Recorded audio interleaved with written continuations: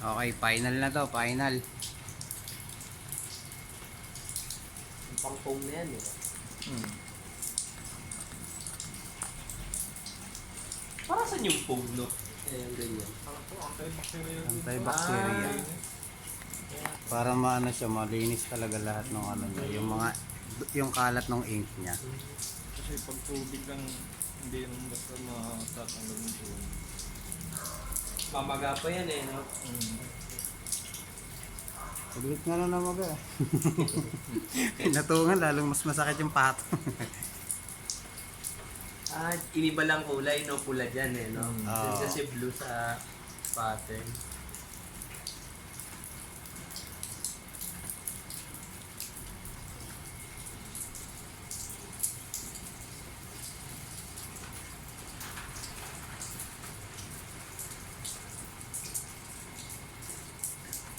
Yung kapatid ng asawa ng kapatid ko, ano eh.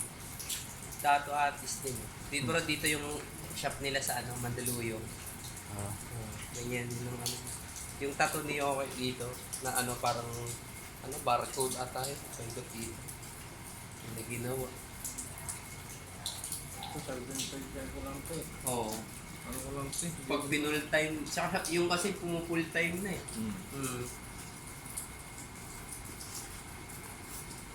Yung ngayon eh, may nauuso yung parang 3D na eh, no? Yung naka-emboss na. Ano yung ibang ink ba gamit nun? O, Sa ano din yan? ah, Sa so pagkakita mo, kala mo 3D. Ay, mga magagaling na yun. Yeah, still. Nakaya